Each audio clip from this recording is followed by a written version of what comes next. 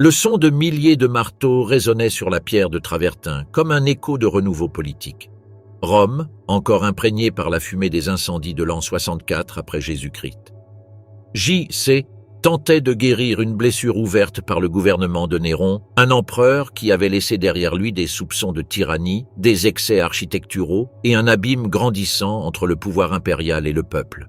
Dans ce climat tendu, l'arrivée de la dynastie flavienne fut présentée presque comme une promesse de restauration morale. Vespasien, fondateur de la dynastie, comprit mieux que quiconque que le pouvoir se construisait aussi avec des symboles et que Rome en avait besoin d'un nouveau. De cette lecture politique naquit l'idée de l'amphithéâtre flavien, le futur Colisée. Le choix de l'emplacement ne fut pas accidentel.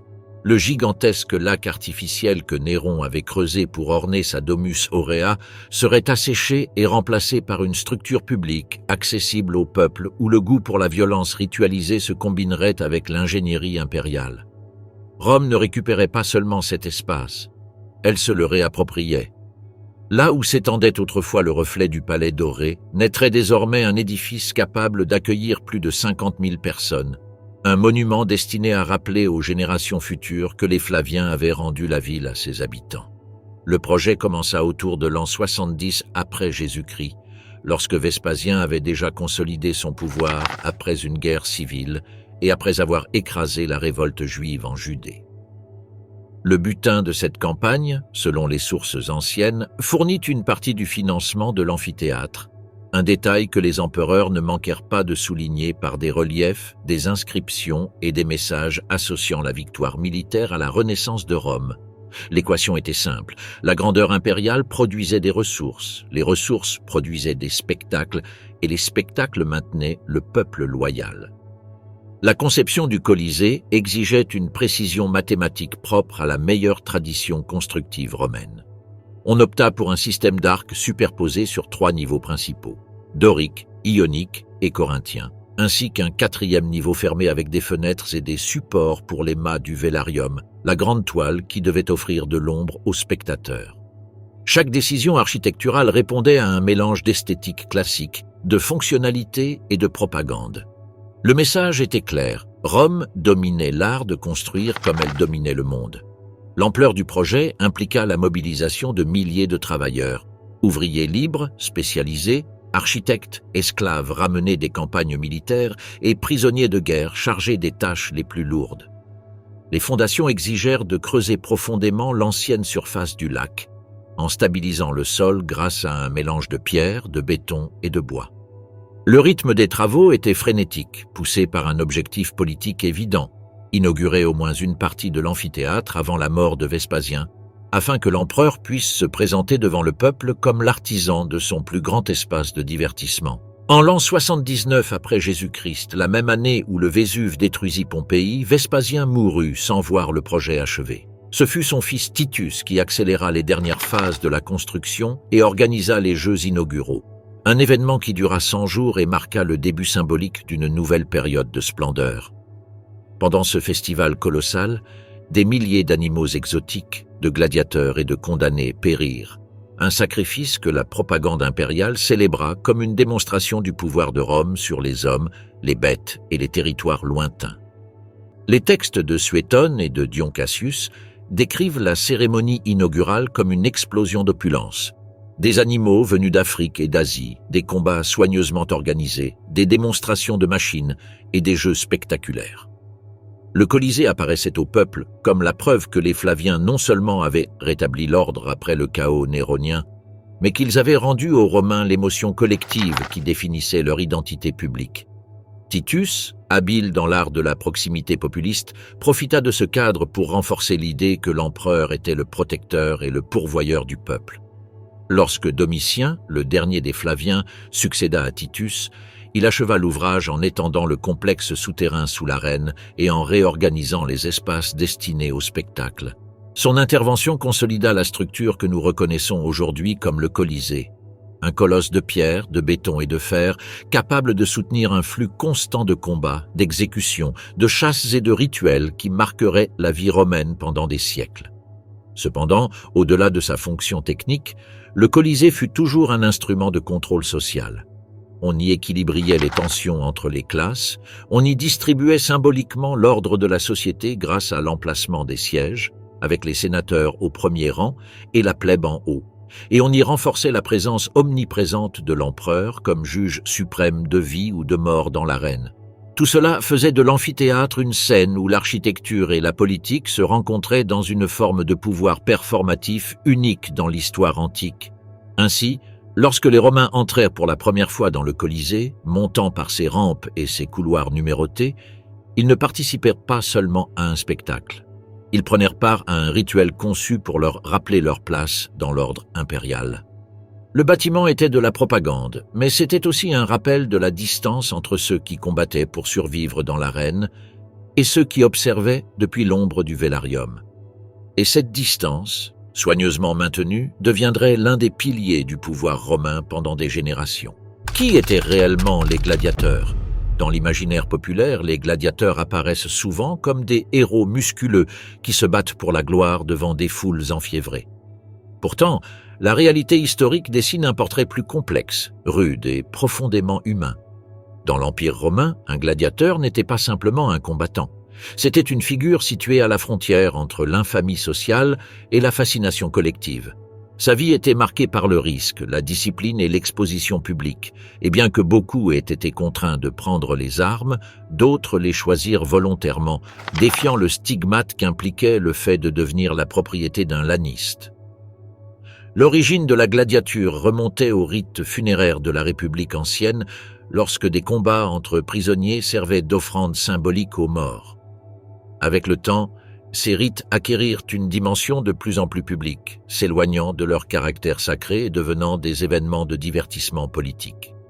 Au 1er siècle après Jésus-Christ, déjà à l'ère du Colisée, la gladiature était une institution pleinement développée, avec ses règles, ses hiérarchies et une industrie construite autour de son existence. Les gladiateurs provenaient de divers groupes sociaux, mais la majorité avait quelque chose en commun. Ils avaient été privés de leur liberté, des esclaves achetés sur des marchés spécialisés, des prisonniers de guerre capturés lors de campagnes militaires, des délinquants condamnés à l'arène et des débiteurs tombés dans la misère formaient la masse du corps gladiatorien. Penser qu'ils combattaient par plaisir serait méconnaître la brutalité d'un système capable de transformer une faute mineure en condamnation à mort. Au sein de la catégorie des condamnés, il existait une distinction essentielle, les damnati ad gladium, obligés de se battre avec un armement rudimentaire et peu de préparation, et les damnati ad ludum, qui pouvaient être formés comme gladiateurs professionnels dans un ludus. Les premiers étaient une chair à spectacle éphémère, les seconds des pièces potentiellement précieuses dans l'engrenage économique du laniste.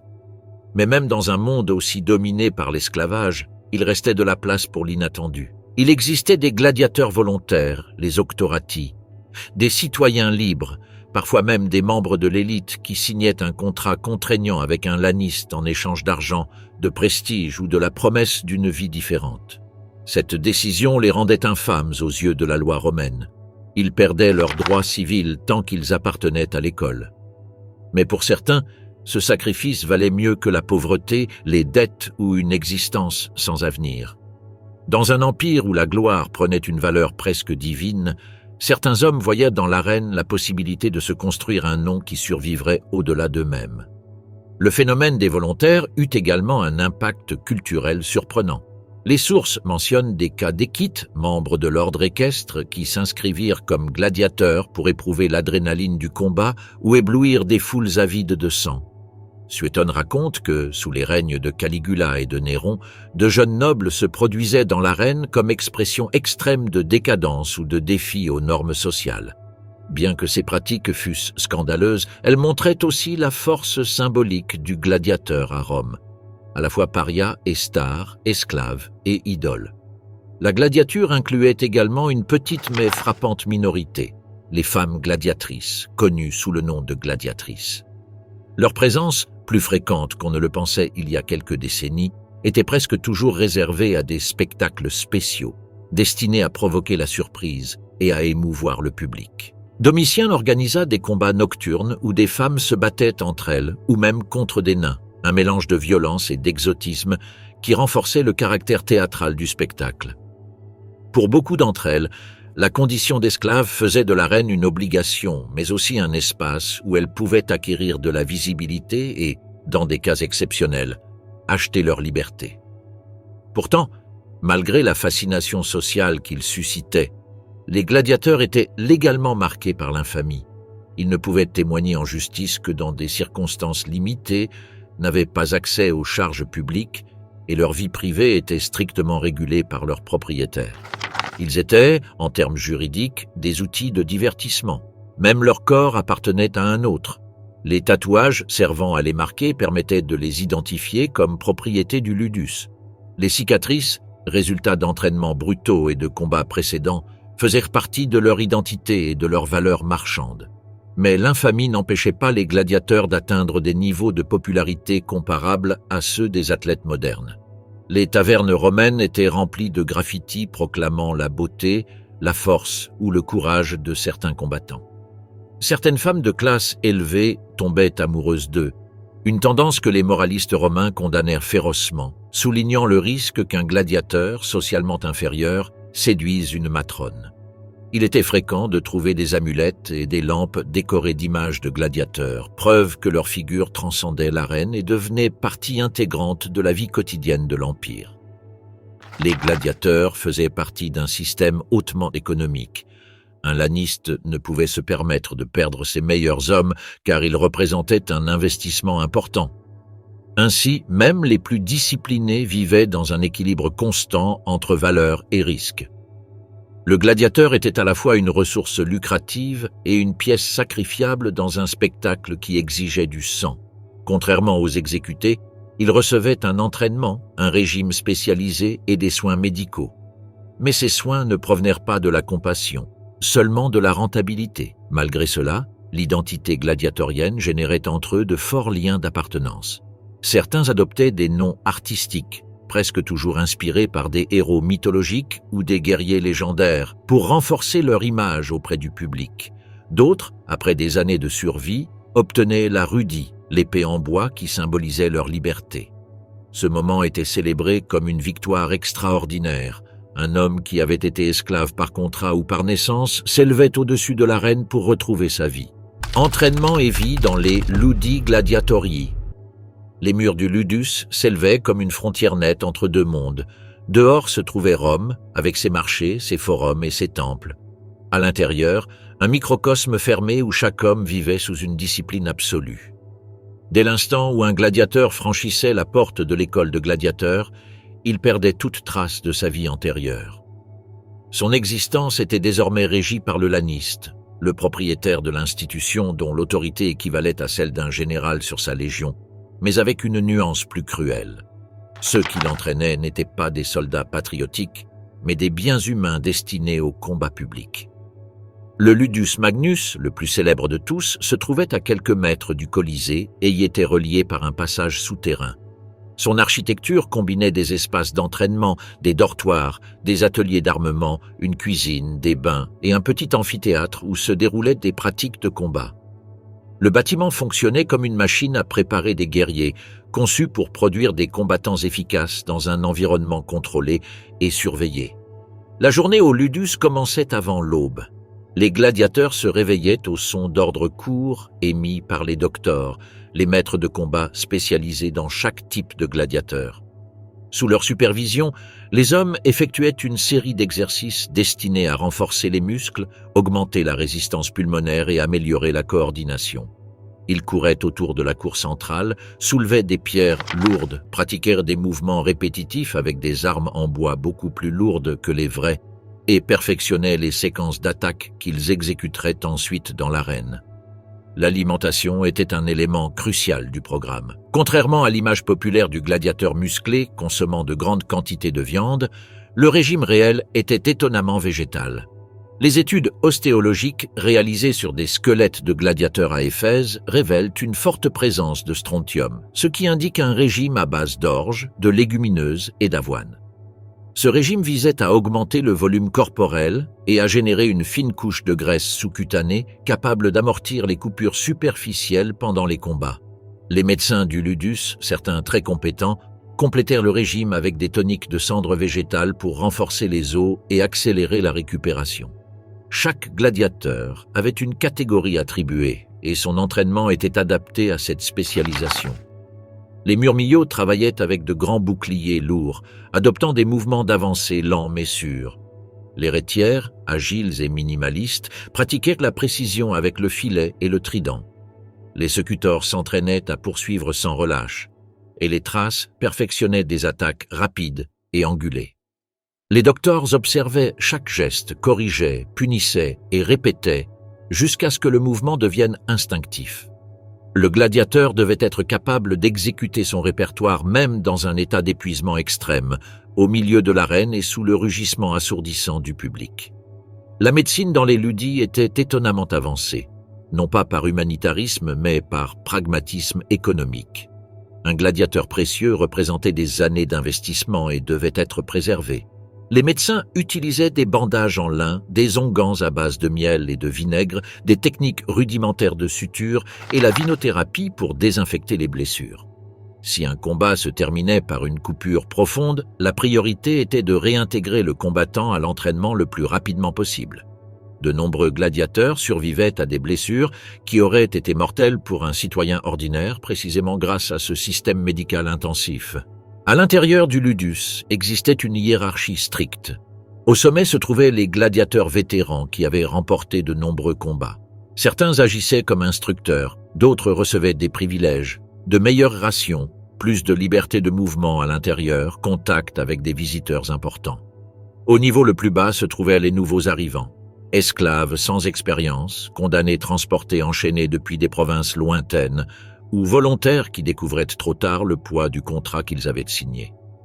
Les punitions étaient courantes pour ceux qui désobéissaient aux ordres, coups de fouet, privation de nourriture, isolement dans des cellules sombres et même réintroduction immédiate dans un combat à titre d'exemple. Le ludus, cependant, n'était pas uniquement une prison, c'était aussi un foyer étrange où se formaient des liens authentiques.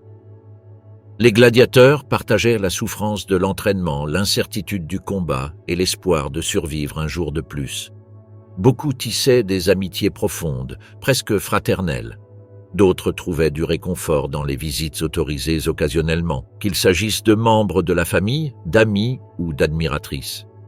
La présence de femmes n'était pas inhabituelle. Certains gladiateurs devenaient des figures populaires et recevoir des visites pouvait élever ou détruire le moral. Les loisirs étaient limités, mais existaient. Certains gladiateurs jouaient au dé ou au tabula, un précurseur du backgammon. D'autres se divertissaient avec la musique ou des récits. Les lanistae permettaient de petites activités récréatives parce qu'ils savaient qu'un gladiateur démoralisé rendait moins et avait plus de risques de devenir un problème disciplinaire. La figure du lanista dominait cet univers fermé. Il était un entrepreneur dans un marché de chair humaine, mais aussi un stratège qui savait évaluer chaque homme. Il pouvait vendre ou louer des gladiateurs à des promoteurs de jeux, organiser des spectacles privés et même négocier des rançons pour ceux qui étaient citoyens libres avant de tomber en esclavage. Sa réputation était ambivalente, méprisée par de nombreux Romains pour tirer profit du sang, mais indispensable à la machinerie du divertissement. Malgré la dureté du système, certains gladiateurs parvenaient à trouver dans le ludus une forme d'identité. Pour un esclave sans droit, devenir un combattant respecté pouvait être une façon de retrouver, même minimalement, le contrôle de son destin. Pour un volontaire, le ludus était une opportunité de renaître sous un nouveau nom, un nouveau corps et un nouveau but. Le combat promettait douleur et mort, mais aussi gloire, admiration et même la possibilité d'obtenir la rudie, l'épée en bois qui symbolisait la liberté définitive. Les différentes classes de gladiateurs. Lorsque le public romain remplissait le Colisée et que le son des métaux résonnait entre les murs de travertin, il ne voyait pas simplement des hommes s'affronter à mort. Il voyait un catalogue soigneusement conçu de styles, d'armements et de personnalités visuelles. La classification des gladiateurs n'était pas un détail secondaire, c'était le cœur du spectacle. Chaque type représentait un archétype, une esthétique, une forme de combat qui évoquait la mémoire des peuples conquis, des batailles historiques et des tensions culturelles que Rome transformait en divertissement. La diversité des gladiateurs est née d'une combinaison de traditions militaires, de créativité scénique et de réglementations strictes.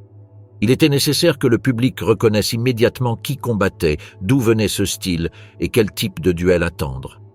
L'arène devenait ainsi un théâtre d'iconographie guerrière.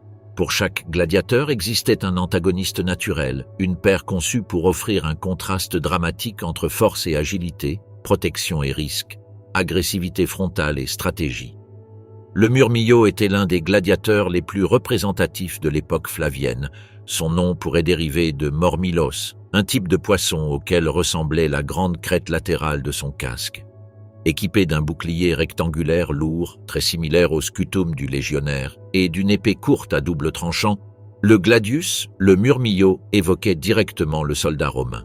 Son armure comprenait une jambière à la jambe gauche, une protection de bras appelée manica et un casque fermé qui limitait sa vision périphérique. Son style de combat était solide, stable, basé sur la pression constante et la capacité à absorber les coups grâce à sa lourde protection. Le Murmillo représentait l'image idéalisée de la puissance militaire romaine et sa seule présence évoquait des siècles d'hégémonie. En contraste direct avec lui se trouvait le Retiarius, peut-être le gladiateur le plus emblématique en raison de son arme peu conventionnelle. Armé d'un filet, d'un trident et d'un poignard, son esthétique évoquait le pêcheur des ports méditerranéens. Il ne portait pas de casque et avait à peine de protection sur le bras gauche, où une manica renforcée et un brassard en métal constituaient sa seule défense. Son style dépendait de la mobilité, de la distance et de la précision. Un retiarius habile pouvait désorienter son adversaire en lançant le filet au moment précis pour l'immobiliser et utiliser le trident comme lance ou bâton pour le tenir à distance. Son duel classique était contre le secutor, dont le nom signifie « le poursuivant ». Le secutor a été conçu spécifiquement pour l'affronter, casque lisse sans arête pouvant s'en mêler, aération minimale, grand bouclier et une épée destinée à réduire rapidement la distance. C'était une dynamique parfaite, le chasseur devenu proie et le lourd poursuivant obligé d'accélérer contre un ennemi qui semblait inatteignable. Le Thrace, un autre gladiateur emblématique, portait une épée courbe appelée Sicca et un petit bouclier rond. Son nom renvoyait au peuple thrace, anciens ennemis de Rome. Son casque, avec haute crête et visière ornée, reflétait l'esthétique de ces tribus et lui donnait une silhouette inconfondable dans l'arène. Le Thrace attaquait avec des mouvements angulaires, cherchant les flancs et les ouvertures dans la défense de l'adversaire. Il affrontait habituellement le Murmillo, créant un contraste entre la force lourde du style romain et l'agilité étrangère du guerrier thrace. C'était un duel chargé de symbolisme, Rome contre le barbare, l'ordre contre le sauvage. Les Hoplomachus, inspirés des hoplites grecs, portaient une lance, un petit bouclier rond et un casque de style hellénique. Leur présence évoquait les guerres du passé, transformées en mythologie populaire pour le public romain. Ils étaient des combattants disciplinés et techniques, dont l'entraînement exigeait équilibre et précision. Leurs combats avec les Murmillos ou les Secutors reproduisaient en miniature d'anciens affrontements culturels, réinterprétés pour le plaisir de la foule. Le Provocator était un gladiateur spécialisé dans les affrontements avec d'autres provocateurs. Son armement comprenait un bouclier rectangulaire, une courte épée et une protection thoracique métallique qui le distinguait immédiatement. Son style reposait sur des combats plus uniformes et tactiques où les deux adversaires possédaient des équipements très similaires. Pour le public, ces duels offraient un équilibre parfait entre technique, endurance et calcul stratégique. Il existait également des gladiateurs plus rares, utilisés comme attraction spéciale lors de festivals ou de célébrations impériales. Le Dimmachaerus, par exemple, combattait avec 2 épées, une dans chaque main, et nécessitait une coordination extraordinaire pour maintenir le rythme sans s'exposer à des vulnérabilités fatales. Son style fascinait le public par son agressivité visuelle et par l'aura presque mythique qui entourait ceux qui maîtrisaient cette double lame. Le Lachearius, armé d'un lasso, imitait les chasseurs de criminels et représentait un mélange de compétences et de précision peu commun.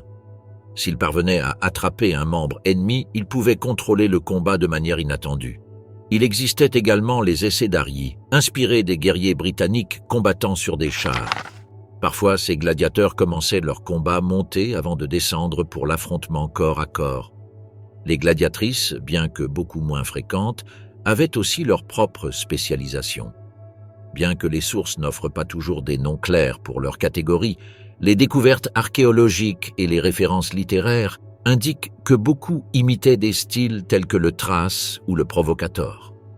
Leur présence dans l'arène était associée à des spectacles de luxe ou à des jeux organisés par des empereurs désireux d'impressionner le public avec quelque chose d'inhabituel.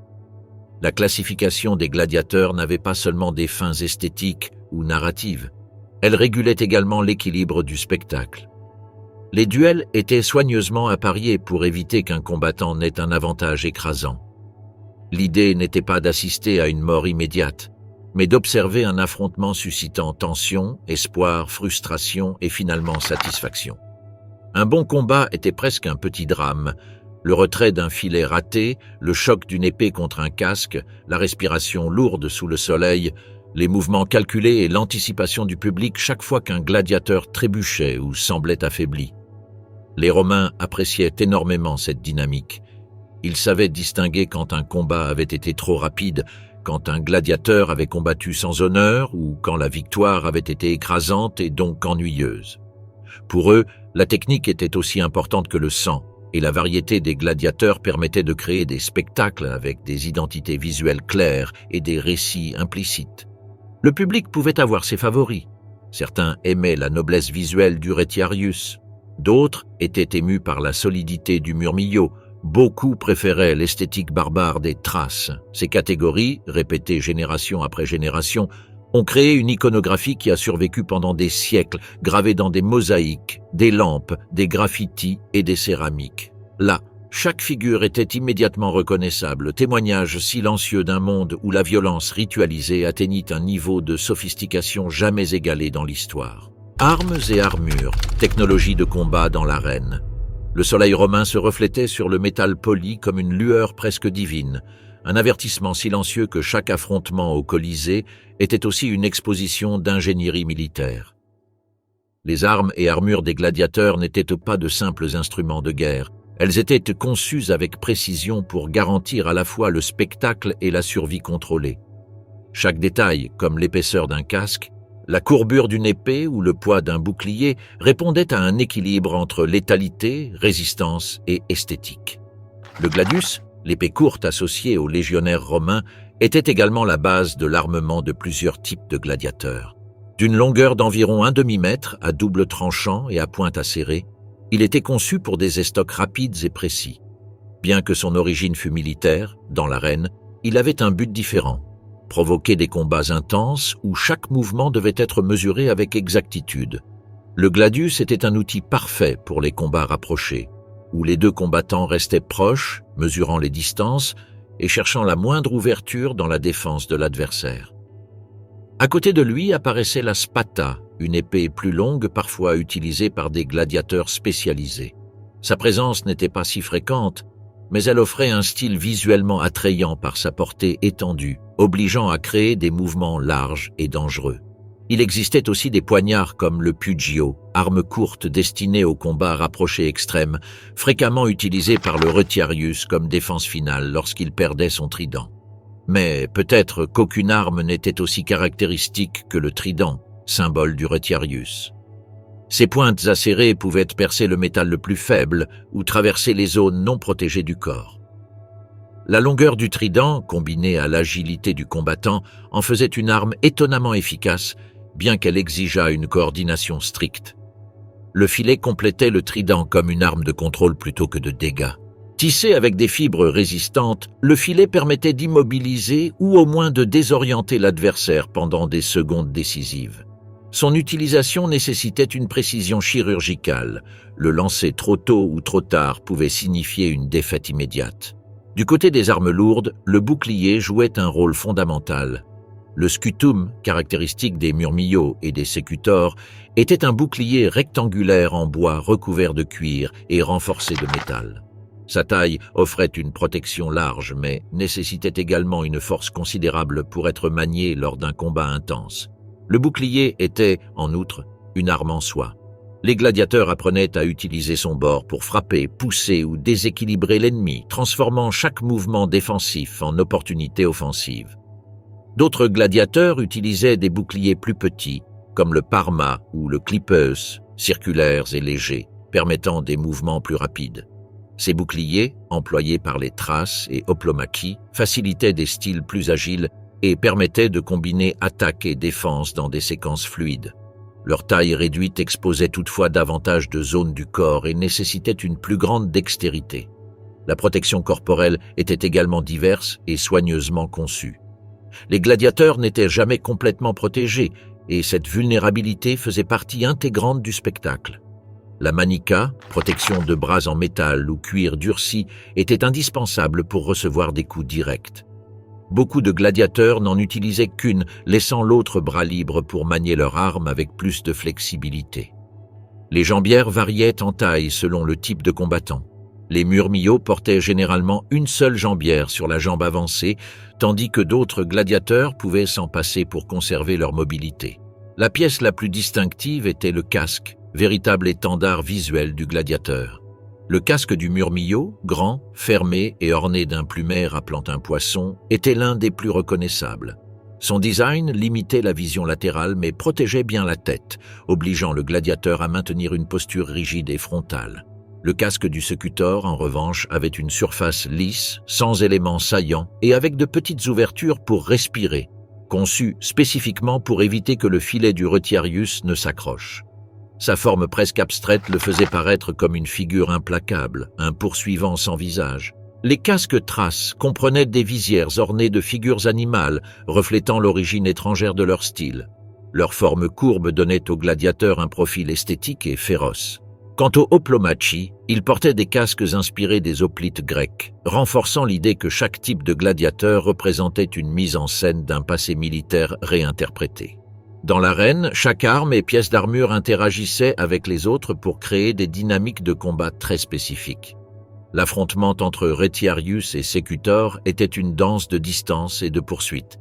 Le duel entre Thraces et murmillots était un choc culturel transformé en violence rituelle. Les Hoplomachie et Provocator offraient une symétrie tactique qui fascinait le public. La technologie n'était pas aléatoire. Elle était conçue pour raconter des histoires visuelles sans avoir besoin de mots. L'entretien de ces armes et armures était un travail constant au sein du ludus. Les forgerons affiliés à chaque école réparaient les casques cabossés, renforçaient les boucliers endommagés et trempaient les épées pour éviter qu'elles ne se cassent en plein combat. Pour les gladiateurs, leurs armes étaient des extensions de leur corps. Beaucoup développaient un lien presque émotionnel avec elles, surtout lorsqu'une arme associée à un gladiateur célèbre devenait partie de son identité publique. Les Romains comprenaient l'importance symbolique de ces instruments. Certains citoyens collectionnaient des reproductions en miniature, d'autres portaient des bagues ou des amulettes avec des images de gladiateurs armés. La représentation visuelle était si puissante que même les graffitis de Pompéi montrent des gladiateurs avec des armes parfaitement reconnaissables, rappelant que l'esthétique du combat s'étendait bien au-delà des murs du Colisée. La technologie gladiatoire, bien qu'inspirée par des usages militaires, a évolué de manière autonome, adaptée au spectacle et non à la guerre. Chaque innovation cherchait à intensifier le drame sans réduire l'habileté nécessaire pour survivre, ni éliminer le risque qui maintenait les spectateurs au bord de leur siège. Enfin, l'arène romaine était un laboratoire où les armes atteignaient leur performance maximale et les armures leurs limites. Les gladiateurs dépendaient de cette technologie pour vivre un jour de plus, et le public en dépendait pour profiter d'un spectacle parfait, un mélange de violence, de dextérité et de théâtralité sans parallèle dans l'histoire antique. La violence programmée, règles, arbitres et rituels du combat. Lorsque les portes de l'arène s'ouvraient et que le rugissement du public éclatait comme une vague de feu, le combat qui allait commencer n'était pas un chaos improvisé. Derrière chaque coup, chaque retrait et chaque mort, il y avait un système méticuleux de règles, de signaux et de rituels qui transformait la violence en un spectacle compréhensible pour des milliers de spectateurs. La gladiature, bien que brutale, n'était pas anarchique. C'était une chorégraphie sanglante avec des règles précises, supervisées par des arbitres et structurées pour maintenir la tension sans perdre le contrôle. Le combat commençait avant même que les gladiateurs ne se voient. Les organisateurs vérifiaient que les deux étaient correctement équipés et que les armes correspondaient à leur catégorie. Les forgerons affûtaient les lames, contrôlaient les pointes et vérifiaient que les casques n'avaient pas de défauts dangereux. L'idée n'était pas de protéger le gladiateur de la mort, mais de s'assurer que le duel soit équitable selon les standards du spectacle. Dans l'arène, La figure centrale était le summa rudi, l'arbitre principal. Armé d'une longue baguette, il portait une tunique blanche qui contrastait avec le sang et le sable sous ses pieds. À ses côtés l'assistait le secunda rudi, un second arbitre chargé d'observer les angles morts et d'empêcher qu'un gladiateur profite d'une infraction involontaire. Tous deux avaient le pouvoir d'arrêter le combat, de séparer les combattants, d'invalider des coups ou de réprimander ceux qui commettaient une faute évidente. Ils étaient plus que des juges, ils étaient les gardiens de l'équilibre dramatique du combat. Les règles variaient selon l'école et l'époque, mais il existait des principes de base largement reconnus. Il n'était pas permis d'attaquer un adversaire ayant jeté son arme en signe de reddition. Il n'était pas non plus permis d'attaquer des parties du corps explicitement protégées par la réglementation de chaque catégorie, comme frapper avec force le casque du secutor avec le trident du retiarius, une manœuvre pouvant neutraliser rapidement un combattant et ruiner le spectacle. Les arbitres intervenaient pour maintenir le rythme et éviter qu'un combat ne devienne une boucherie instantanée. Le public ne voulait pas d'un meurtre rapide, il voulait un drame soutenu. Une des dimensions les plus intéressantes du combat était l'affrontement initial, l'approche ritualisée qui marquait l'ouverture du duel. Les gladiateurs s'évaluaient par des mouvements mesurés, testant les distances, montrant leurs intentions sans s'engager complètement. Ce premier échange permettait au public de reconnaître les compétences, les styles et les tempéraments. L'entraîneur et le laniste observaient attentivement, conscients qu'une mauvaise évaluation pouvait signifier la mort de leur investissement. Les signaux faisaient partie intégrante du spectacle. L'usage de la main pour demander la clémence, la chute contrôlée pour indiquer une défaite partielle, la posture droite pour accepter de continuer, tout cela était parfaitement compréhensible pour les spectateurs. L'arène était un langage symbolique que tout Rome savait décoder. Les expressions du gladiateur avaient un impact direct sur le jugement du public qui pouvait devenir la force la plus puissante dans l'arène. La foule, en effet, n'était pas un simple public, c'était un juge collectif. Sa réaction pouvait influencer la décision finale de l'empereur ou de l'éditeur des jeux. Si un gladiateur combattait avec un courage exceptionnel, le peuple le célébrait en criant son nom ou en levant des mouchoirs. S'il considérait qu'il avait agi sans honneur, les huées pouvaient remplir le Colisée comme un tonnerre maudit. Le geste le plus redouté et le plus désiré était le missio, l'octroi de la vie. Pour le demander, le gladiateur blessé s'agenouillait, levait un doigt et regardait vers la tribune d'honneur. À ce moment, les arbitres reculaient et le destin de l'homme était entre les mains d'un seul individu, l'empereur. L'iconographie populaire montre souvent l'opinion de l'empereur par le pollice verso, c'est-à-dire le geste du pouce vers le bas pour indiquer la mort et vers le haut pour accorder la vie, bien que l'interprétation moderne soit débattue par les historiens, car il est possible que les gestes aient été plus variés, comme le poing fermé, le pouce caché dans le poing ou d'autres mouvements spécifiques selon l'époque. Ce qui est certain, c'est que le public influençait intensément, rugissant, suppliant, dictant la justice à travers un clameur unifié qui pouvait sauver le vaincu ou le condamner à une fin brutale. Les rituels du combat incluaient également des moments préalables chargés de solennité. Avant de commencer, les gladiateurs saluaient l'empereur ou l'éditeur avec la célèbre phrase « Ave, César, morituri te salutant », c'est-à-dire « Salut César, ceux qui vont mourir te saluent », bien que cette formule ait probablement été utilisée dans des contextes très spécifiques et non lors de tous les jeux. Le salut marquait une limite entre la vie ordinaire et le monde symbolique de l'arène, où la mort était une présence inévitable. Le combat pouvait se terminer de diverses manières. Si un gladiateur tombait mort, le duel se terminait immédiatement. S'il était gravement blessé, mais encore conscient, il pouvait demander la clémence. Si le combat était considéré exceptionnel par la qualité technique ou par le courage démontré par les deux adversaires, les arbitres pouvaient arrêter le combat et déclarer un match nul honorifique permettant à tous deux de survivre pour combattre à nouveau à l'avenir. Ces décisions, bien que rares, démontrèrent que l'arène n'était pas un abattoir. C'était une scène où l'honneur pouvait changer le destin. La présence de l'empereur ajoutait un niveau supplémentaire de tension. Sa silhouette, observée par des dizaines de milliers de personnes, était un point de référence pour le public. Si l'empereur levait la main pour indiquer la clémence, l'amphithéâtre éclatait en applaudissements. S'il ordonnait la mort, l'arène s'immergeait dans un mélange d'excitation et d'horreur. Certains empereurs, comme Titus ou Marc Aurèle, étaient connus pour montrer de la miséricorde. D'autres, comme Domitien ou Commode, jouissaient du pouvoir absolu qui leur permettait de jouer avec la vie des gladiateurs comme s'ils étaient des personnages dans leur propre théâtre personnel. Le combat, bien que violent, était soigneusement réglementé pour maximiser le drame. Il y avait des temps de récupération limités, de courtes pauses pour ajuster l'équipement et des moments d'affrontement direct qui devaient maintenir l'intérêt du public.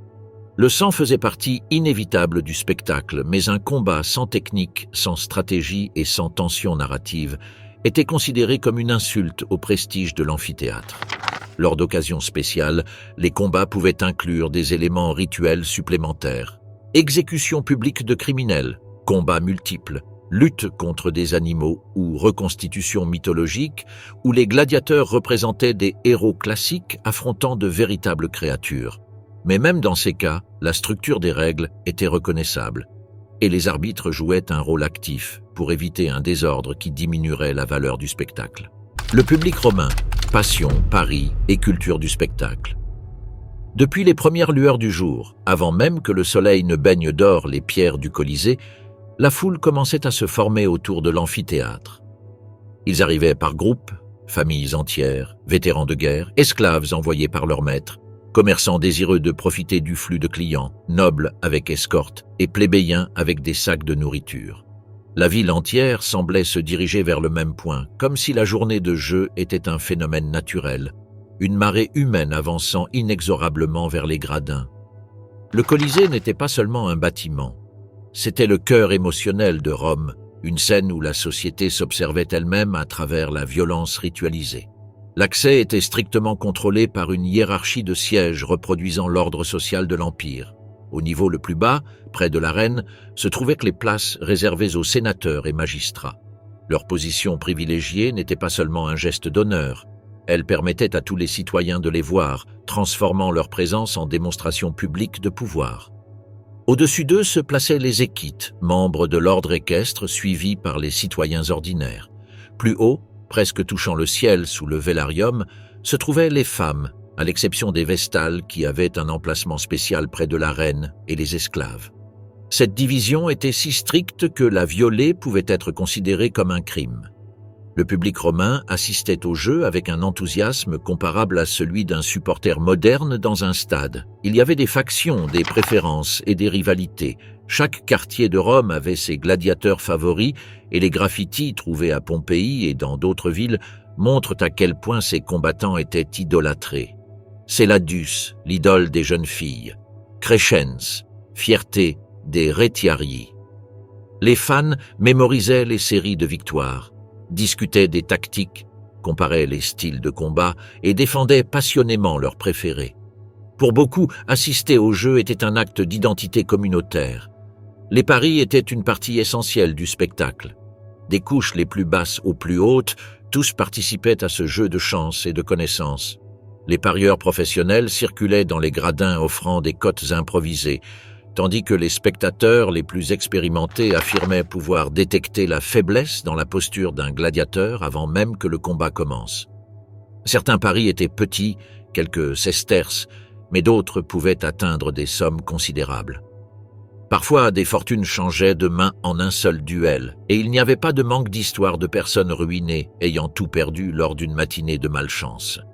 L'intensité émotionnelle du public était un facteur déterminant dans l'atmosphère du Colisée. Les Romains n'étaient pas des spectateurs passifs. Ils formaient une masse vivante qui respirait, criait, exigeait et jugeait. Quand un gladiateur montrait du courage, tout l'amphithéâtre vibrait d'applaudissements et d'acclamations. Quand un autre semblait combattre avec lâcheté, les huées pouvaient rebondir sur les murs comme si la ville entière se retournait contre lui. La foule pouvait élever un gladiateur au rang de héros ou le plonger dans un mépris presque religieux. Dans des cas exceptionnels, si un combattant tombé avait montré une habileté extraordinaire, le public s'unissait dans un cri unifié pour demander sa vie, un geste qui résonnait dans le cœur de ceux qui assistaient à ce moment presque sacré. La culture du spectacle romain incluait également une dimension profondément politique. Les empereurs et magistrats savaient que plaire au peuple par les jeux était une façon de légitimer leur pouvoir. La politique du panem et circense n'était pas un simple dicton, C'était une stratégie efficace pour maintenir la stabilité sociale.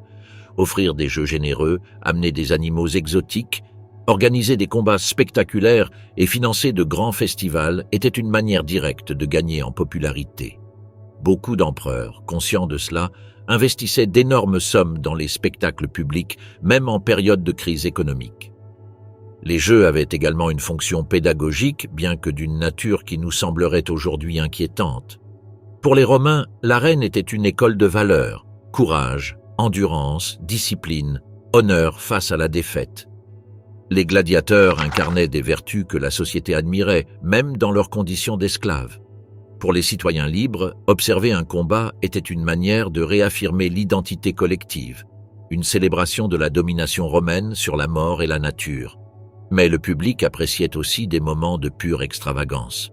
Lors d'occasions spéciales, les organisateurs offraient des spectacles qui allaient au-delà du combat classique. Reconstitution de batailles historiques, exécutions théâtrales de criminels, scènes mythologiques dramatisées avec un réalisme effrayant. Certains de ces événements incluaient l'utilisation de mécanismes cachés, d'animaux sauvages ou d'effets spéciaux rudimentaires. Pour le public, le mélange de violence et de théâtralité offrait une expérience inégalée.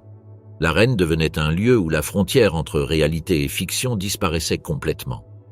Le comportement du public était influencé par des facteurs aussi divers que le climat, l'humeur collective ou le prestige de l'éditeur du spectacle. Lors des journées de chaleur étouffante, il était courant de voir des disputes violentes entre spectateurs frustrés par l'attente ou par la lenteur des combats. Lors des festivités religieuses, en revanche, l'ambiance pouvait devenir presque cérémoniale, avec une solennité qui n'empêchait cependant pas l'explosion d'émotions lorsque le combat commençait.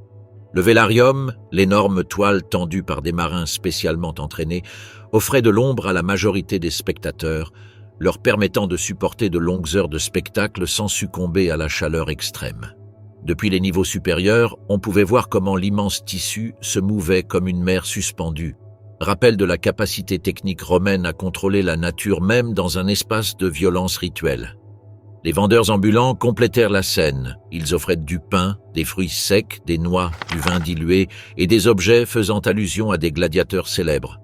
Pour de nombreux Romains, l'expérience des jeux ne se limitait pas à la vision du combat. C'était une journée complète de convivialité, de consommation et de célébration.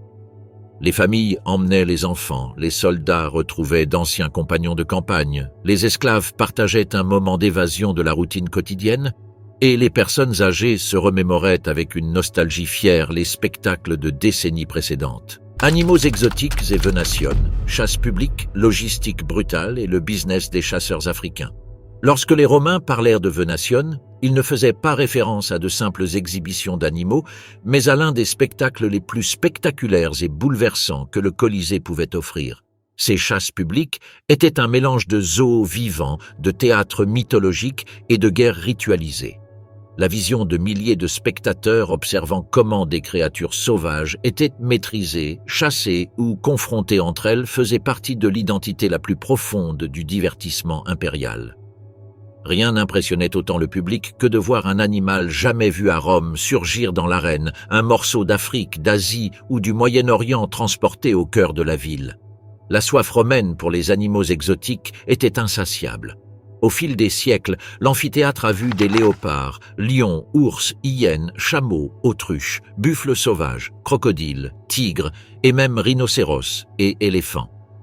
Pour les Romains, chaque espèce venue de lieux lointains était une démonstration visuelle de la domination impériale sur des territoires reculés. La présence d'un lion africain ou d'un éléphant indien n'était pas seulement un spectacle, c'était une propagande territoriale gravée dans la chair et les os. Mais amener des êtres aussi imposants à Rome nécessitait une machine logistique colossale. Les empereurs dépensaient des sommes exorbitantes pour satisfaire l'attente populaire. Les animaux étaient capturés par des réseaux de chasseurs spécialisés répartis dans tout l'Empire. En Afrique du Nord, dans les zones aujourd'hui comprises entre la Tunisie et la Libye, opéraient des bandes de chasseurs numides qui connaissaient les déserts, oasis et savanes où vivaient les félins les plus recherchés. En Asie mineure, des expéditions étaient organisées pour capturer des ours et des léopards des montagnes. En Égypte, les crocodiles du Nil étaient capturés pour être envoyés comme curiosités vivantes, bien que leur survie pendant le voyage ne fût pas toujours assurée. Les méthodes de capture variaient. Parfois, on utilisait des fosses camouflées avec des pièges, d'autres fois de grands filets soutenus par des dizaines d'hommes. Parfois, les chasseurs organisaient d'énormes rassemblements, poussant des groupes entiers d'animaux vers des zones de capture. La violence était inévitable. De nombreux animaux mouraient dans le processus et il n'était pas rare que des chasseurs perdent la vie en tentant d'obtenir une proie précieuse. Ces risques étaient compensés par l'énorme bénéfice économique, car un lion en bonne santé pouvait valoir l'équivalent de plusieurs années de salaire d'un travailleur libre. Une fois capturés, les animaux étaient transportés dans des cages renforcées vers les ports les plus proches. De là commençait un voyage maritime qui pouvait durer des semaines ou des mois. Les navires destinés au transport des fauves avaient des compartiments spéciaux renforcés par des barres de fer et des planches épaisses. Même ainsi, les fuites n'étaient pas rares. Il existe des récits d'historiens romains mentionnant des attaques inattendues sur le pont pendant les tempêtes, lorsqu'un lion ou un ours profitait d'une structure affaiblie pour s'échapper, semant la terreur parmi l'équipage. À leur arrivée à Rome, de nombreux animaux étaient hébergés temporairement dans les vivariums proches du Colisée, installations destinées à leur alimentation, repos et préparation. La ville devait les approvisionner en énormes quantités de viande, d'eau et de soins de base. La dépense était monumentale. Nourrir un seul éléphant pouvait nécessiter des centaines de livres de nourriture par jour. Pour des spectacles particulièrement luxueux, comme ceux organisés par Trajan ou Domitien, des centaines d'animaux différents étaient rassemblés, ce qui transformait l'organisation en une entreprise logistique gigantesque. Le jour de la Venatio, l'arène se transformait. On plaçait des décors imitant des forêts, des montagnes, des déserts ou des ruines mythologiques. Des trappes s'ouvraient pour que les animaux surgissent de nulle part, créant un effet théâtral qui étonnait le public. Les bestiarii, spécialistes dans la gestion des animaux, se préparaient à affronter des créatures capables de déchirer un corps humain en quelques secondes. Certains bestiarii étaient condamnés à mort et envoyés sans protection adéquate pour garantir une mort rapide et sanglante. D'autres, en revanche, étaient des professionnels habiles, entraînés à combattre avec technique et prudence. Les venators professionnels portaient généralement moins de protection qu'un gladiateur standard, privilégiant l'agilité plutôt que l'armure. Leurs armes comprenaient des lances légères, des javelots, des arcs, des dagues et des fouets métalliques. Leur fonction n'était pas toujours de tuer, certains étaient chargés de démonstrations d'adresse, comme esquiver les attaques d'un lion ou guider un éléphant dans une séquence prédéterminée. Ces combats, bien que dangereux, étaient également chorégraphiés pour maximiser la tension dramatique. Les empereurs utilisaient les venations comme déclaration politique. Trajan célébra sa victoire en Dacie en organisant un spectacle où, selon Dion Cassius, 11 000 animaux furent tués en un seul jour. Titus, lors de l'inauguration du Colisée, fit défiler des créatures venues de tous les coins de l'Empire, transformant l'amphithéâtre en encyclopédie vivante de la domination romaine. Voir un tigre du Bengale ou un rhinocéros africain à Rome était un témoignage tangible de l'étendue de son pouvoir. La brutalité de ces pratiques eut des conséquences profondes sur la faune de plusieurs régions. En Afrique du Nord, le lion de Barbarie, aujourd'hui éteint à l'état sauvage, fut décimé pendant des siècles de chasse pour alimenter les spectacles romains. En Anatolie et en Grèce, certaines espèces de léopards disparurent complètement. La demande constante de fauves dévora des écosystèmes entiers, une forme silencieuse de destruction que Rome n'a jamais enregistrée mais qui laissa des traces irréversibles dans l'histoire naturelle. Le public observait les venations avec un mélange d'émerveillement, de peur et de plaisir. Pour beaucoup, voir un animal féroce tomber devant l'habileté d'un venator était la preuve de la suprématie humaine et par extension romaine sur la nature. Pour d'autres, l'apparition d'un animal jamais vu était un acte presque religieux, une fenêtre sur un monde inconnu. Les venations étaient le spectacle le plus visuellement impressionnant de l'amphithéâtre. Une explosion sensorielle mêlant rugissement, poussière, sang, cris et émotions collectives. La machinerie cachée, trappes, poulies, ascenseurs et la technique derrière le spectacle. À première vue, le Colisée semblait un colosse de pierre où l'action ne se déroulait qu'au centre, sur l'arène dorée que tant de pieds avaient foulée. Mais pour ceux qui connaissaient son intérieur, le véritable cœur de l'amphithéâtre n'était pas la surface visible, mais le système complexe caché en dessous. Là, dans un labyrinthe souterrain invisible au public, se trouvait une machinerie conçue pour émerveiller, terrifier et maintenir le spectacle en mouvement constant. Le Colisée, à son époque, fut à la fois une scène théâtrale et un chef-d'œuvre d'ingénierie avancée. L'arène, initialement plate et sans structures intérieures lors des premiers spectacles sous Titus, serait transformée par Domitien en un système beaucoup plus complexe. Sous le sol, on creusa l'hypogée, 2 niveaux de tunnels, couloirs et chambres interconnectés qui fonctionnaient comme une gigantesque coulisse où animaux, gladiateurs, condamnés et opérateurs attendaient leur tour pour apparaître devant la foule. La surface du sol fut surélevée, remplaçant l'arène originale par une plateforme en bois épais soutenue par des poutres croisées. Au-dessus, on posait des couches de sable frais, souvent mélangées à des matériaux absorbant le sang et les fluides des combats. Les trappes, réparties stratégiquement sur toute l'arène, étaient les articulations clés de ce système. De celles-ci émergeaient des animaux sauvages, des décors, des prisonniers enchaînés ou des gladiateurs prêts à combattre. Certaines trappes étaient dissimulées parmi les décorations, d'autres s'activaient en synchronisation avec des sons de trompette annonçant un changement de scène. Un lion pouvait apparaître soudainement à quelques mètres d'un venator inattentif, générant un moment de tension soigneusement calculé. Pour permettre ces apparitions soudaines, le Colisée disposait d'ascenseurs primitifs, de plateformes élevables grâce à des systèmes de cordes, contrepoids et poulies actionnés par la force humaine. Chaque ascenseur pouvait nécessiter la coordination de jusqu'à 8 hommes tirant sur les cordes depuis des chambres adjacentes. Ces opérateurs devaient agir avec une précision parfaite. Si la plateforme montait trop vite, elle pouvait renverser l'animal. Si elle montait trop lentement, l'effet dramatique se perdait. La synchronisation était essentielle pour maintenir l'illusion que l'arène était une scène vivante, répondant au scénario invisible du spectacle. Les contrepoids étaient fabriqués avec des sacs de sable, des pierres ou des blocs de plomb, et leur fonction était d'équilibrer le poids de la charge transportée. Les Romains maîtrisaient la physique pratique bien avant de formaliser leur théorie. Leur expérience dans les travaux civils et navals leur avait appris à exploiter la traction, l'équilibre et le mouvement coordonné de grandes masses. Chaque ascenseur fonctionnait comme une machine indépendante, mais tous faisaient partie d'un système intégré permettant de créer des scènes simultanées en différents points de l'arène. En plus des trappes et ascenseurs, l'hypogée abritait des couloirs permettant le déplacement silencieux et rapide des animaux et des personnes. Les cages mobiles étaient placées sur des rails en bois pour éviter les bruits inutiles.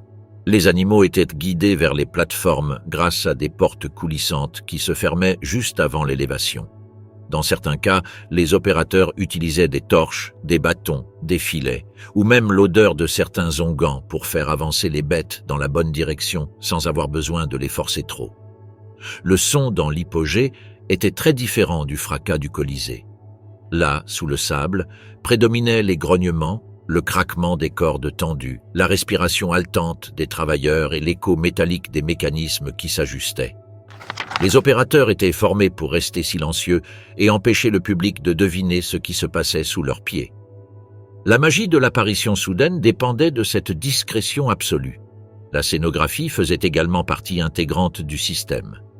De grandes structures en bois représentant des forêts, des montagnes, des navires ou des temples étaient assemblées dans l'hypogée et s'élevaient par parties grâce à de multiples ascenseurs. Certaines reconstitutions pouvaient transformer l'ensemble de l'arène en quelques minutes. Les Romains étaient particulièrement habiles à convertir l'espace de combat en un microcosme thématique. Un jour, l'arène pouvait ressembler à un désert africain, le lendemain à une jungle asiatique, et lors d'occasions spéciales à un décor mythologique avec de fausses colonnes, des statues et des pièges cachés. Les mécanismes comprenaient également des portes piégées connectées à des leviers internes. Celles-ci étaient utilisées pour libérer les animaux au moment exact où un gladiateur passait dessus, créant des scènes d'improvisation apparentes. La sensation de danger imminent était un outil narratif que les organisateurs exploitaient avec habileté. D'autres dispositifs étaient conçus pour générer des effets spéciaux. Passages permettant à la fumée de sortir du sous-sol, plateformes tournantes, systèmes d'inclinaison de l'arène et même compartiments pouvant être remplis d'eau à l'époque antérieure à l'hypogée lorsque des simulations de batailles navales avaient encore lieu. Après la construction permanente du système souterrain, ces naumachie à l'intérieur du Colisée cessèrent d'être possibles, mais les Romains maintinrent l'illusion grâce à des décors imitant l'environnement maritime. Les éclairages souterrains consistaient en des torches soigneusement disposées pour éviter les incendies, la plus grande crainte dans l'hypogée. Les opérateurs travaillaient dans l'ombre, surveillant le mouvement des bêtes qui pouvaient devenir incontrôlables si elles étaient effrayées. Les Romains savaient qu'une tempête inattendue, un tremblement ou une torche tombée pouvait transformer le sous-sol du Colisée en un piège mortel. Pour ceux qui travaillaient dans cet inframonde, la journée était épuisante. Beaucoup étaient des esclaves spécialisés, prisonniers de guerre obligés de servir dans un environnement où ils coexistaient avec un danger constant. D'autres étaient des techniciens libres, artisans hautement qualifiés dont l'habileté était indispensable pour que le spectacle conserve son rythme presque chorégraphié. Leur travail était invisible pour le public, mais sans eux, le Colisée ne serait qu'une place de pierre sans vie. L'hypogée était un espace où ingénierie, violence et théâtralité se combinaient pour servir un seul but, surprendre. Rien de ce qui se passait dans l'arène n'arrivait par hasard. Chaque apparition, chaque attaque inattendue, chaque changement de décor était le résultat d'une planification impliquant des dizaines de personnes. L'illusion du chaos se construisait à partir de l'ordre, un ordre qui permettait à la foule de croire que l'arène était un monde vivant qui respirait sous ses pieds. Les systèmes souterrains de l'hypogée, comment des animaux et des gladiateurs apparaissaient de nulle part. Pour le spectateur romain assis dans les gradins, chaque apparition soudaine dans l'arène semblait un acte de magie. Un lion surgissait soudain à quelques pas d'un venator inattentif. Un gladiateur émergeait d'une trappe invisible comme s'il avait été convoqué par les dieux eux-mêmes. Un décor complet s'élevait du sol, transformant l'arène en une forêt improvisée. Mais toute cette illusion dépendait d'un monde caché sous les planches du Colisée, un inframonde organisé avec une précision chirurgicale où des dizaines d'hommes travaillaient sans relâche pour produire le spectacle parfait. L'hypogée, avec ses couloirs étroits, ses chambres sombres et ses plateformes élévatrices, était le système nerveux de l'amphithéâtre.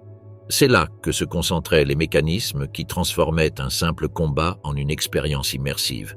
Contrairement au public qui ne voyait que le résultat, les opérateurs de l'hypogée vivaient dans un environnement de tension permanente, parmi des animaux agités, des poulies grinçantes et l'écho constant de voix donnant des ordres brefs et urgents. Le niveau inférieur de l'hypogée fonctionnait comme un couloir principal où étaient alignés les cages contenant des animaux venus des viviers. Les esclaves chargés de les manipuler travaillaient dans une chorégraphie dangereuse. Déplacer ces créatures dans des passages étroits, à peine éclairés par des torches, nécessitait des nerfs d'acier et une connaissance approfondie du comportement animal. Les lions étaient particulièrement problématiques. Leur odorat détectait la présence d'autres animaux ou d'humains nerveux, ce qui pouvait déclencher des réactions imprévisibles. C'est pourquoi les Romains contrôlaient l'éclairage, le bruit et les mouvements avec une extrême précision, essayant de maintenir un calme relatif dans ce chaos contenu.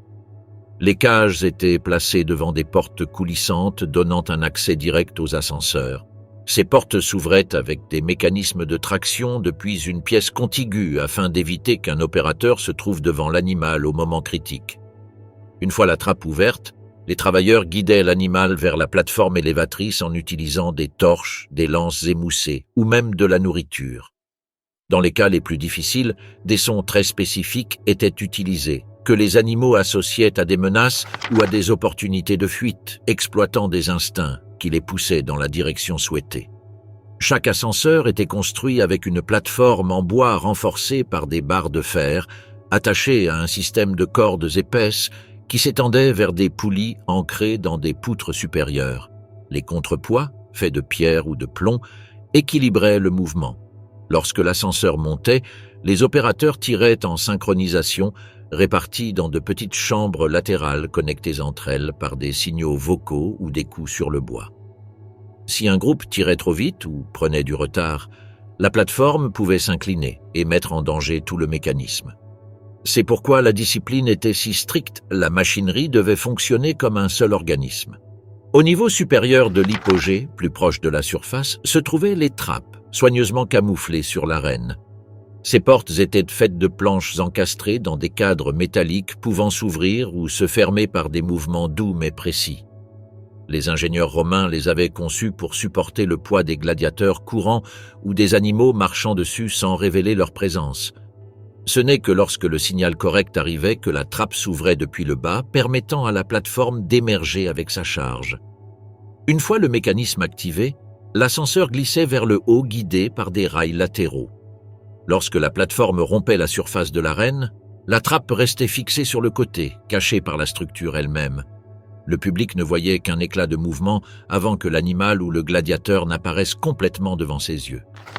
Pour ceux qui étaient dans les gradins, l'apparition était presque surnaturelle. Pour ceux qui étaient en dessous, c'était le résultat d'une séquence planifiée jusqu'au moindre détail. Mais l'hypogée ne servait pas seulement à déplacer des animaux. C'était aussi un couloir d'accès pour les gladiateurs qui devaient faire des entrées dramatiques. Les combattants attendaient dans des chambres préparatoires, tout en écoutant le grondement du public et le son sourd des combats qui se déroulaient au-dessus de leur tête. Lorsqu'arrivait leur tour, ils montaient par des rampes internes vers les plateformes assignées. Certains entraient directement par les accès principaux de l'arène.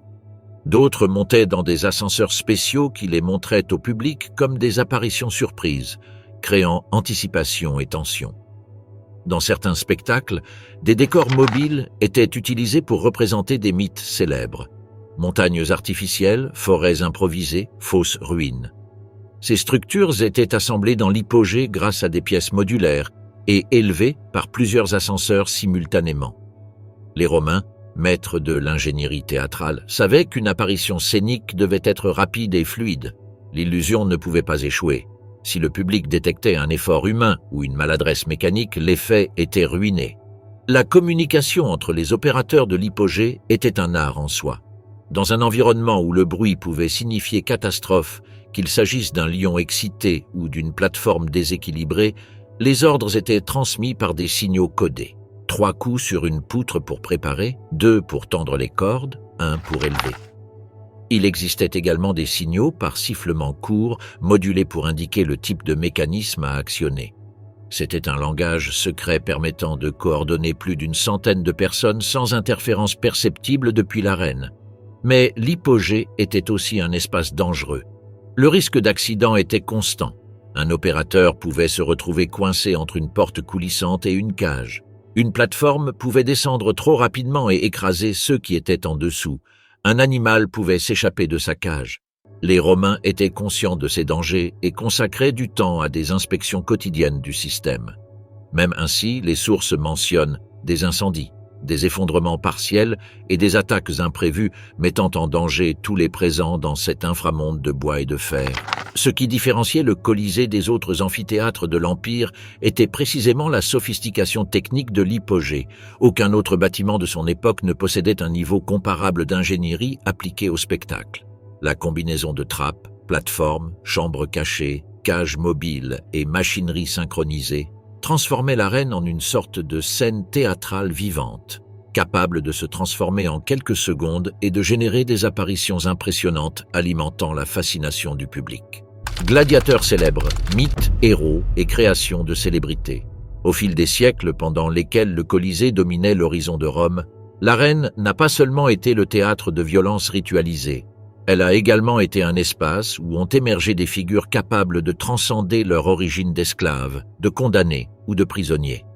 Dans un empire où la célébrité valait presque autant que la gloire militaire, certains gladiateurs parvinrent à devenir des célébrités populaires, admirés par le peuple, redoutés par leurs rivaux et observés avec fascination par l'élite. Leurs noms restèrent gravés dans des graffitis, des lampes, des mosaïques et des récits qui ont survécu au passage du temps.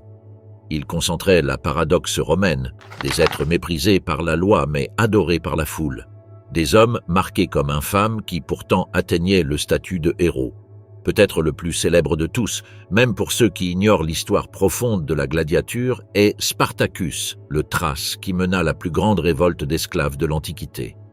Cependant, sa renommée en tant que gladiateur réel fut limitée. Sa légende naquit non tant de ses combats dans l'arène, mais de son évasion du ludus de Capoue et de son leadership lors de la Troisième Guerre servile. Néanmoins, son expérience en tant que combattant, possiblement entraîné comme Murmillo, contribua à façonner l'image du gladiateur rebelle, indomptable et prêt à défier le pouvoir impérial. Sa figure fut réinterprétée pendant des siècles, utilisée comme symbole de résistance, de liberté et de courage face à l'oppression.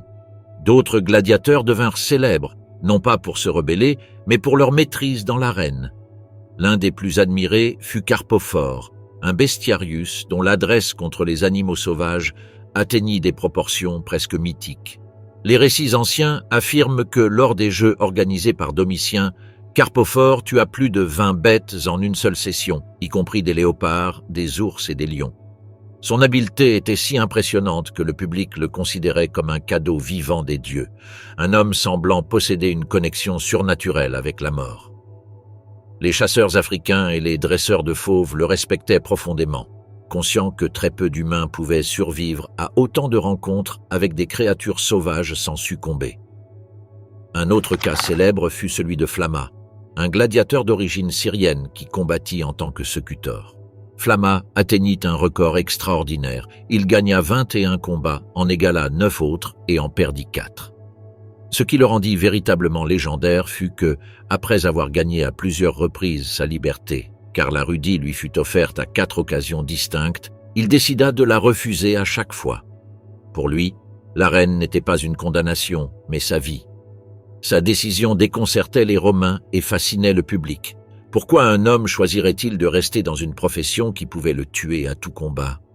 La réponse, bien qu'il ne l'ait jamais exprimée, semblait résider dans le prestige, l'honneur et l'identité qu'il avait construit en tant que gladiateur, une identité pouvant valoir plus que la liberté elle-même.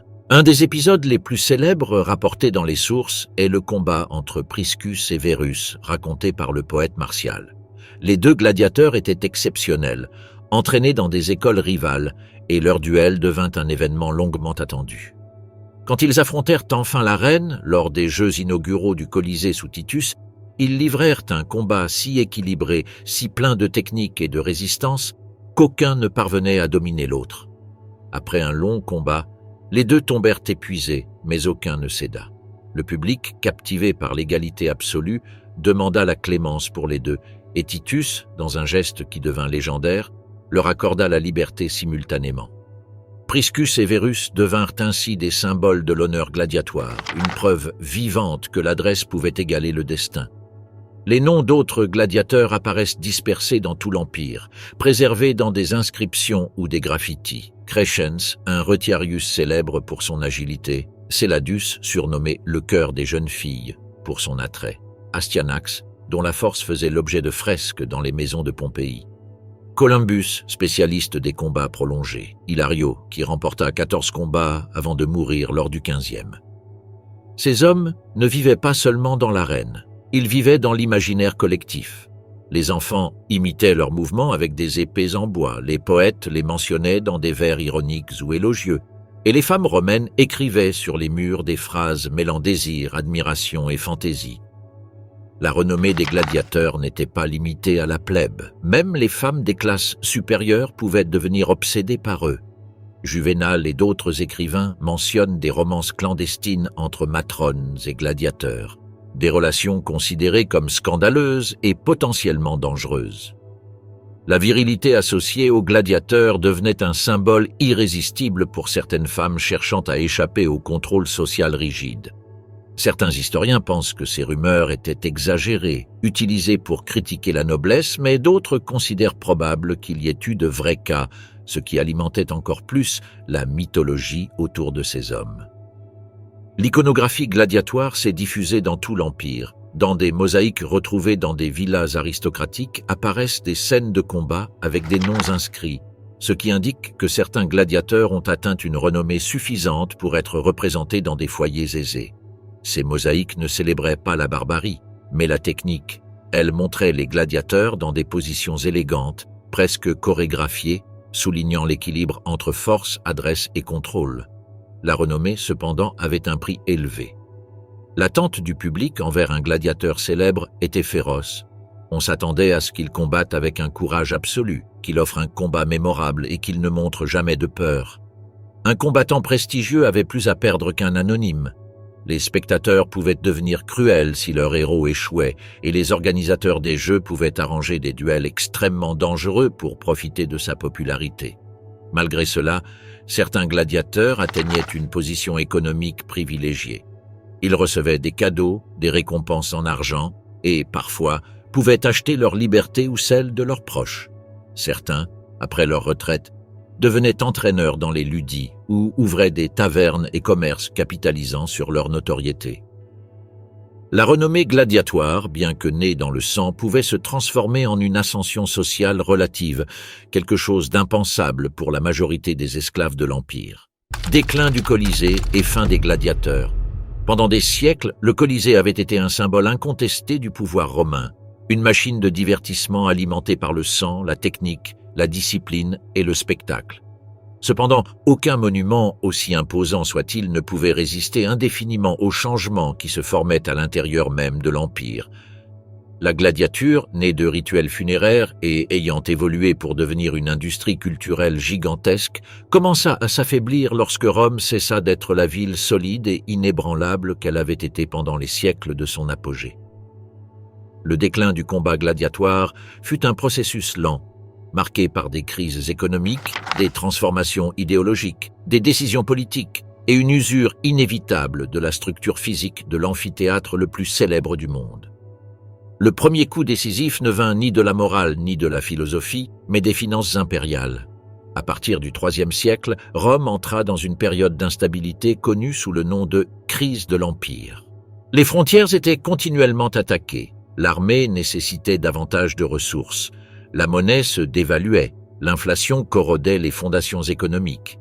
Dans ce contexte, maintenir des spectacles aussi coûteux que les jeux gladiatoires devint un luxe insoutenable. Nourrir des animaux exotiques, entraîner des gladiateurs, réparer des armures, mobiliser des machines et organiser des festivals pouvant durer des semaines exigeaient des sommes d'argent qui n'existaient plus. Les empereurs commencèrent à réduire la fréquence et l'ampleur des jeux. Au lieu d'être célébrés régulièrement, les spectacles devenaient épisodiques, dépendant d'occasions spéciales ou de victoires militaires. Les grandes venations avec des milliers d'animaux commencèrent à disparaître, remplacées par des exhibitions plus modestes. L'âme théâtrale du Colisée restait vivante, mais ses battements étaient de plus en plus faibles. Pendant ce temps, sur le plan culturel, une force transformatrice s'étendait, le christianisme. Bien que la relation entre christianisme et gladiature soit plus complexe que l'explication simpliste « les chrétiens l'ont interdite », il est indéniable que la nouvelle religion introduisit une perspective éthique s'opposant ouvertement au sang versé rituellement. Des auteurs chrétiens comme Tertullien et Lactance condamnaient les jeux comme un spectacle de violence moralement corrosif, incompatible avec l'idée de dignité humaine. Pour eux, l'arène n'était pas un lieu de courage ni d'honneur, mais un théâtre de brutalité où la vie se dégradait au nom du divertissement. Cependant, cette critique n'eut pas d'impact immédiat. Pendant des décennies, de nombreux chrétiens continuaient à assister au spectacle, d'autres se convertissaient après avoir vécu des expériences traumatisantes dans l'amphithéâtre. Mais à mesure que l'influence chrétienne grandissait au sein des élites politiques, le rejet de la gladiature gagnait du terrain dans la législation impériale. Le coup le plus significatif vint avec Constantin, qui au IVe siècle interdit légalement la condamnation ad ludum, c'est-à-dire que les criminels soient envoyés combattre comme gladiateurs. Cette mesure n'abolissait pas les combats, mais privait les ludis d'une de leurs principales sources de recrues. Plus tard, en 365, Valentinien Ier réitéra l'interdiction. Et en 404, après un épisode dramatique, le destin de la gladiature fut scellé. Lors de jeux célébrés à Rome, un moine nommé Télémaque sauta dans l'arène pour arrêter un combat. Son intervention indigna la foule qui l'attaqua jusqu'à le tuer. Lorsque la nouvelle parvint à l'empereur Honorius, celui-ci décida d'interdire définitivement les combats de gladiateurs. Bien que la mise en œuvre de cette interdiction fût graduelle et inégale, la structure légale et idéologique qui avait soutenu la gladiature pendant des siècles s'effondrait enfin. Pourtant, le Colisée ne resta pas immédiatement vide. Les venations continuèrent pendant plusieurs décennies et même de petits spectacles furent organisés à certaines occasions. Mais la disparition du combat gladiatoire marqua le début de la fin. Sans son spectacle principal, l'amphithéâtre commença à se transformer en un espace sans but défini. En même temps, la structure physique du Colisée commençait à subir des dommages croissants. Les tremblements de terre, les incendies et l'usure naturelle ont détérioré les piliers, les murs et les couloirs. Le grand tremblement de terre de l'an 443 endommagea une grande partie de l'intérieur, bien que des réparations partielles aient encore été effectuées. Mais la succession de crises, impliquant des événements tels que les invasions barbares, l'instabilité politique et la fragmentation de l'Empire, rendait de plus en plus difficile le maintien debout d'un bâtiment dont la grandeur nécessitait des ressources constantes. Au cours des siècles suivants, le Colisée connut une lente métamorphose. Il devint un refuge pour les sans-abri, une forteresse improvisée pour des familles nobles qui l'utilisaient comme bastion défensif, une carrière pour extraire des pierres destinées aux églises, aux palais et à d'autres bâtiments de la Rome médiévale. Ses arcs furent murés, ses galeries envahies par la végétation, et son intérieur cessa d'être une scène pour les foules pour devenir un squelette monumental enveloppé de silence. Pourtant, même en ruine, le Colisée conserva une aura presque sacrée. L'Église l'interpréta comme un symbole de la souffrance des martyrs, bien que les preuves historiques pour soutenir cette interprétation soient limitées. Dans l'imaginaire européen, l'amphithéâtre passa d'un monument de violence impériale à un espace chargé de mémoire spirituelle. La disparition des gladiateurs laissa également des traces profondes.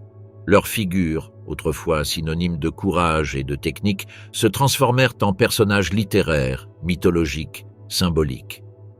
La culture médiévale et renaissante réinterpréta leur image comme celle du guerrier tragique, esclave d'un destin cruel mais capable de le surmonter par l'honneur. Les arts visuels, la poésie et plus tard le théâtre récupérèrent l'iconographie des gladiateurs, mais sans sa dimension brutale et réelle, la réinventant comme une métaphore du conflit humain. Le Colisée demeura ainsi un rappel permanent de la volatilité du pouvoir. Là où autrefois se rassemblaient des dizaines de milliers de personnes assoiffées de spectacles, il ne restait désormais que des murs fissurés observant le passage du temps. L'ingénierie qui avait produit ascenseurs, trappes et mécanismes surprenants rouilla et se perdit. Les cris du public, les rugissements des bêtes, le choc du métal et la poussière soulevée par les sandales disparurent pour toujours.